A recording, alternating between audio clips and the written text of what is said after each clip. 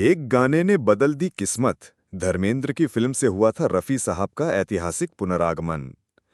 आवाज वो अमर थी जो आज भी सुनाई देती है।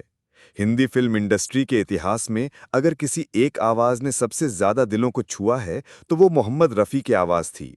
लेकिन क्या आप जानते हैं कि एक समय ऐसा भी आया था जब ये बेमिसाल आवाज लगभग खामोश हो चुकी थी। 70 के दशक की शुरुआत में रफी साहब के करियर पर गंभीर संकट मंडरा रहा था। मगर फिर एक ऐसा गाना आया जिसने उनकी डूबती नैया को पार लगाया और हिंदी सिनेमा को उसका असली सरताज वापस लौटा दिया।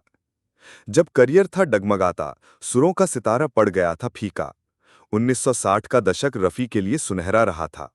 चाहूंगा मैं तुझे सांझ सवेरे, बहारों फूल बरसाओ, तेरे मेरे सपने जैसे गीतों ने उन्हें शिखर पर पहुंचाया।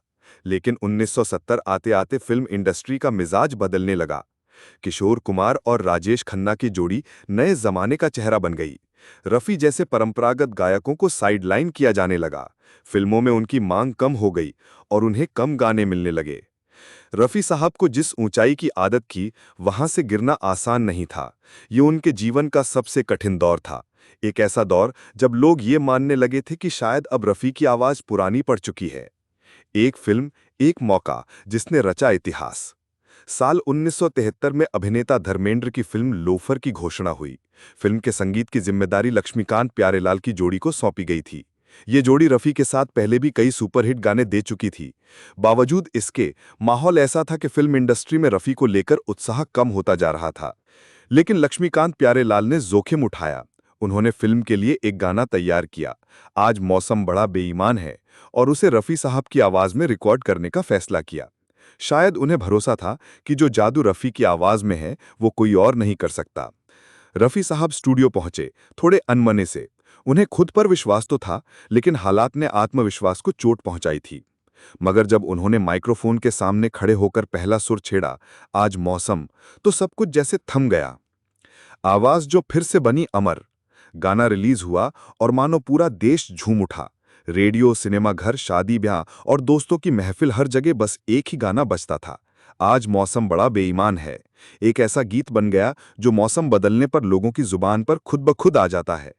रफी साहब ने न सिर्फ एक सुपरहिट गाना दिया, बल्कि अपनी वापसी का ऐलान भी उसी गाने के माध्यम से कर दिया।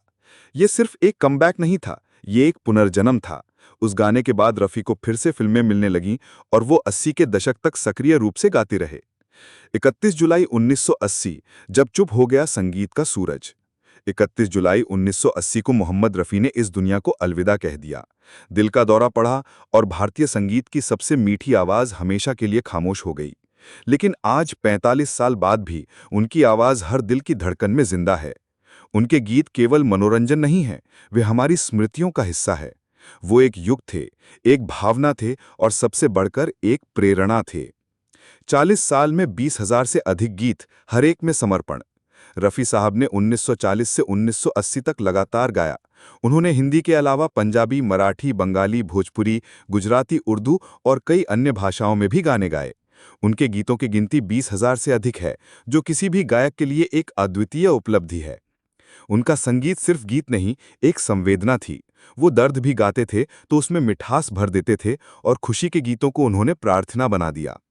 क्यों हमेशा याद किए जाएंगे मोहम्मद रफ़ी? उनकी आवाज में जो मासूमियत थी वो कहीं और नहीं मिलती। हर गीत में भावनाओं की गहराई होती थी, चाहे वो दर्द हो, प्रेम हो या देशभक्ति। आज भी हर पीढ़ी के संगीत प्रेमी उनके गीत सुनते हैं और उनसे प्रेरणा लेते हैं। जब संगीत की बात होती है, रफ़ी का नाम खुद ब खुद जुबान पर आ जाता है।